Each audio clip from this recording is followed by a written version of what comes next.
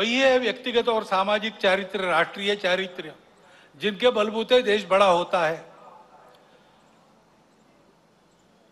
पाबना में, आज के बांग्लादेश में, उस समय के पूर्व बंगाल में जन्मे श्री श्री अनुकूल चंद्र ठाकुर होम्योपैथी के डॉक्टर थे, आध्यात्मिक साधक थे। उनके माता से ही उनको दीक्षा मिली थी।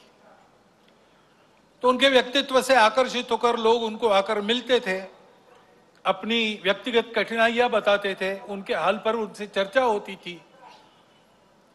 इसी का आगे एक सत्संग आंदोलन बन गया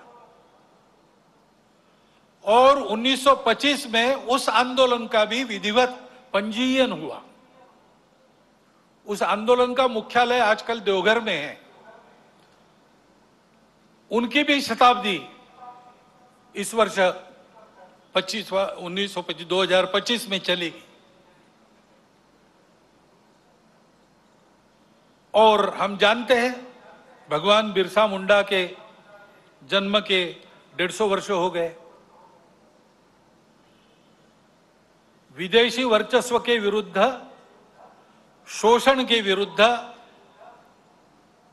वनवासी समाज में, आदिवासी समाज में बहुत जागृति जिन्होंने की, केवल भाषण देकर नहीं, अपने जीवन को यज्ञ में अर्पण कर दिया और ऐसा उपदेश दिया और ऐसा आचरण हमारे सामने रखा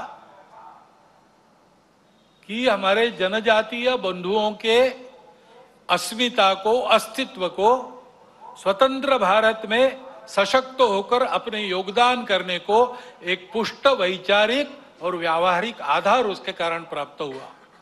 उनका भी 150वां जन्म जयंती का वर्ष चल रहा है। स्मरण करने का कारण ऐसा है कि ये लोग हमारे सामने मूर्तिमंत उदाहरण है जैसा हमको होना चाहिए। व्यक्तिगत और राष्ट्रीय चारित्र्य,